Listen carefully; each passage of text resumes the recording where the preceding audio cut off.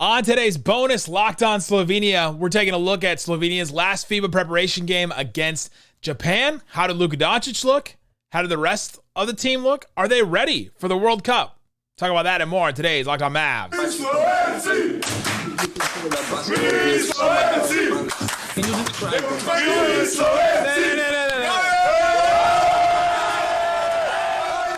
You are locked on to the Dallas Mavericks. My name is Nick Angstadt, host of the Locked On Mavericks show, NBA channel manager for the Locked On Podcast Network, your team every day.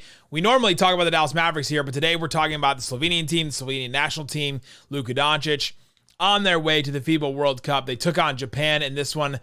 Slovenia wins 103-68, and it was actually close at certain points in this game. You can believe me if you don't want to. The end score makes it look like it was a complete blowout, and it was in the second half for sure. But first quarter, it ended with just a 5-point lead for Slovenia. There's a couple of things we can really point out, but let's start with Luka Doncic. Luka goes out there, plays this is their first game, I believe, that they've actually played in Japan. Some of the FIBA World Cup will be played in Japan, some of it in Indonesia, some of it in the Philippines.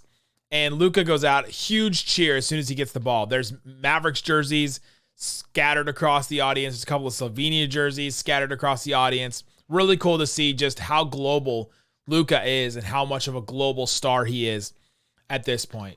Now, this is a FIBA preparation game. So this is kind of like their preseason going into this tournament, just warming up games, exhibitions, friendlies, whatever you want to call it. We've done episodes on the other games that Luka has played in Slovenia. We've done one now on Australia and Josh Green and all that.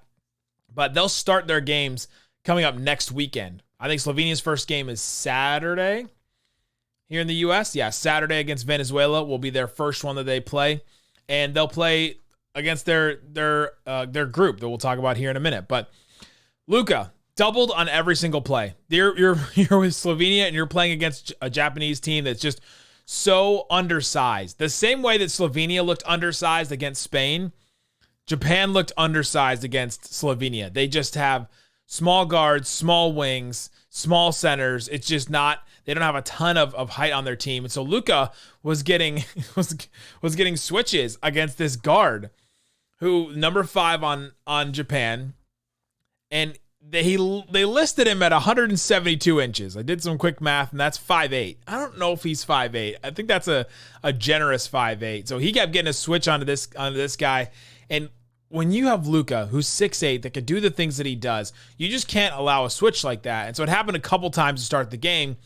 And then the Japanese coach goes, well, we can't do that, so we're just going to double him anytime he touches the ball. Luka got doubled so much in this game.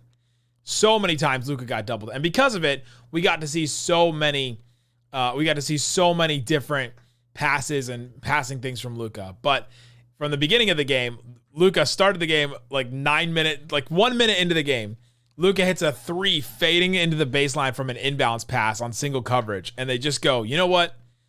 Instead of throwing single coverage at him, we're going to throw doubles. And a lot of teams do this. They try it. And what Luka does is he picks you apart with his passing. And it makes the other players on the team have to beat you. And that's one of the things that the Slovenia team is going to really live or die by is the 3, which the Mavericks do too. But this Slovenia team is really going to live and die by the 3. Can some of these guys, can Blažić, can Dragic, can Gregor Glass, can Nikolic, can either of the Preploviches, can they make threes? That's really what you're asking for from the Slovenia team.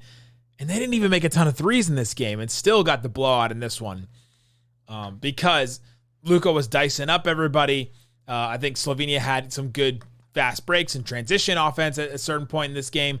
And then Japan gave them their best shot early in the game, hit a couple of threes. Japan chucks 3. They just throw up threes. It almost looks like the ball's on fire when they let go of some of these threes. But Japan hit a bunch of threes early, and then they just ran out. I mean, Japan didn't score 20 points in any quarter throughout the rest of this game. They scored 21 points in the first quarter, and you go, oh, man, Japan's sticking with them, 26-21 at the end of the first quarter. And then they score 15, 14, 18. And Japan's offense just couldn't keep up. And Slovenia is not even that great of a team, but when they're playing together, when they're getting some turnovers, when they're kicking out into fast break, they can really turn live ball turnovers or live ball rebounds into offense really fast. And that's something that you really want to see from a team like this, especially a team that's going to be undersized against a lot of other teams. They've got to find ways to get extra possessions, extra baskets, things like that. But I thought Slovenia played a fine game. Japan also threw at them a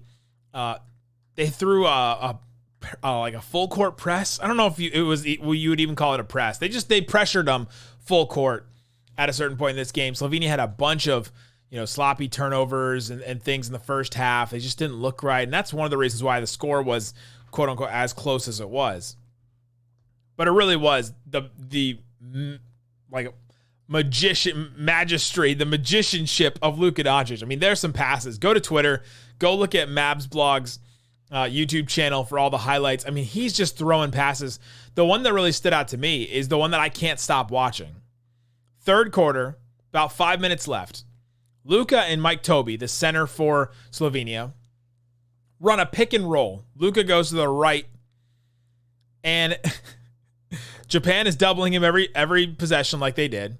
So they double him. Plus, there's a defender on Mike Tobey too. So it's not just a double off of the pick and roll. They're doubling off of another shooter. They doubled off the weak side shooter to try and contain this. So they got 3 guys on this pick and roll.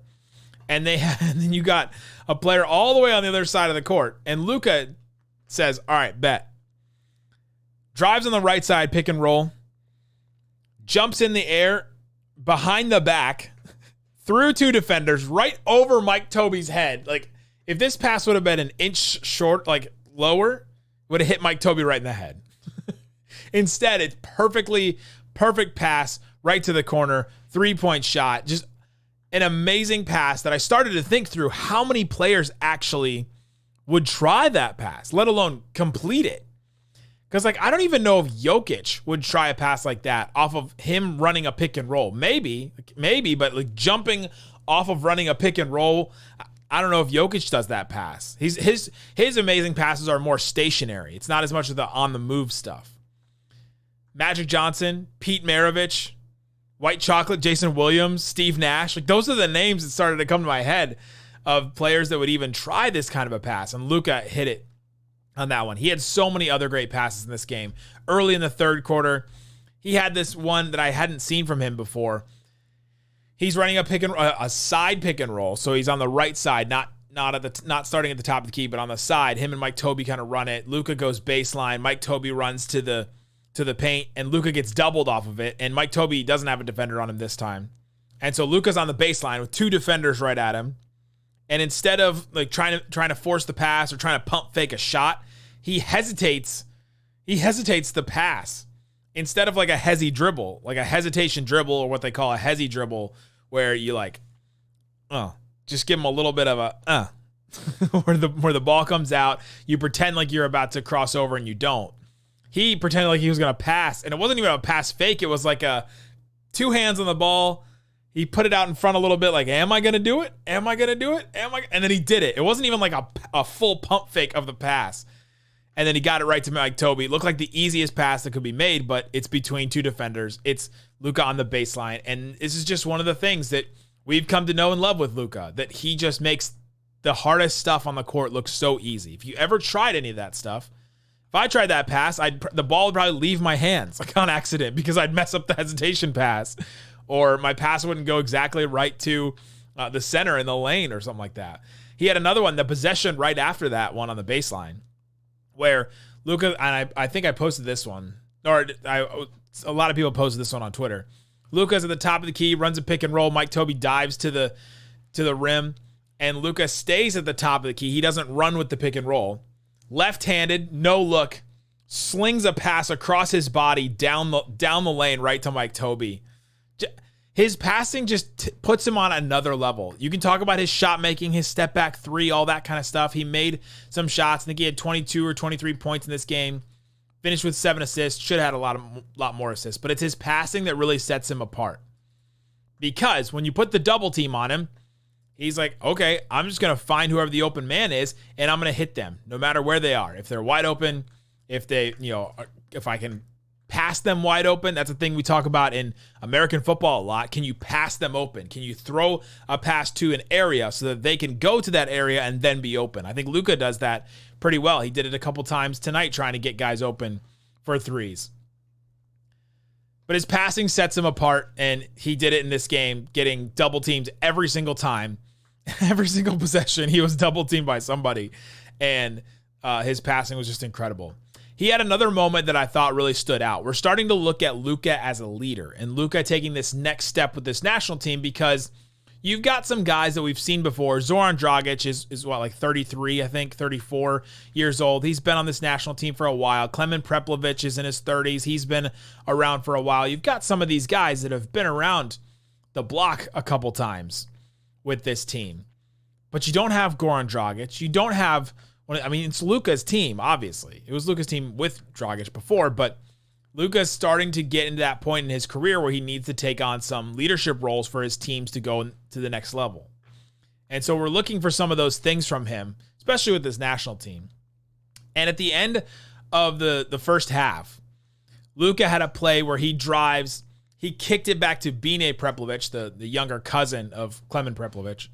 And Bine Preplovic missed a three at the top of the key. And then Mike Tobey tipped it in, and you're like, oh, okay, awesome. But Bine kind of got frustrated. He's like, I missed another shot. And Luka went up to him and said, no, keep going. Keep shooting. Keep shooting. And Luka will always encourage shooters to keep shooting. He doesn't care if you miss that shot. If you're wide open and you take it, great. You make it or not. Like 37% is a great three-point percentage, right? 40%. You're still missing most of the time. And so Luka encouraging Bine. In the fourth quarter, Luka came back. I was surprised Luka played in the fourth quarter, but there was a moment where he kicked it over to the left corner and Bine decided to not take that three. And Luka threw his hands up in the middle of the play. What are you doing? Take the three. Like, keep shooting. And it may seem like he's getting frustrated with a teammate, but that's his style of leadership right now. It's, hey, keep shooting. I'm going to keep encouraging you to shoot. I'm going to be mad at you if you don't shoot, because we just talked about this, right? Like we've established this. You got to shoot. So Luka's passing, Luka taking another step as a leader, we hope, with this. And man, he was just amazing. And some of it is the level of competition. They had Udi Baba, who was a former Mavs Summer League and Mavs. I think he had a training camp invite from the Mavs, but they had him. They didn't have any NBA players, really. I don't think Yuta Watanabe, I don't think, played in this one. And so you can talk about the level of competition, but we saw Luka and his skills were on full display in this one for sure. Other stuff that I saw from Slovenia in this one, Slovenia tried to zone at one point because Japan, their only offense really was hitting some threes, so they decided to hit him with a zone, and that really helped in the second quarter, and then obviously helped in the second half as well in this one. Klemen Preplovic didn't play. He's been their second leading scorer throughout these preparation games. He was their second leading scorer in the Olympics the last time we saw them play. And so his whole thing is it's just precautionary. They're keeping him out so that he doesn't get hurt. They've already had Vlatko Čančar get hurt and missed all of the World Cup now. And so they kept him out. Iztok Franco on Twitter, confirmed that he's just going to be out for precautionary measures. He's going to play in the first one, so we don't have to worry about that. Luka had another Luka boo-boo at the end of the first half. He took a three and got fouled. He baited a defender and got fouled on a three. Hit all three of his free throws, but he was rubbing his shoulder, and he was rubbing his shoulder going into the halftime too, but he came back and was completely fine. Played into the fourth quarter in a blowout game. So no worries on that there with him. Slovenia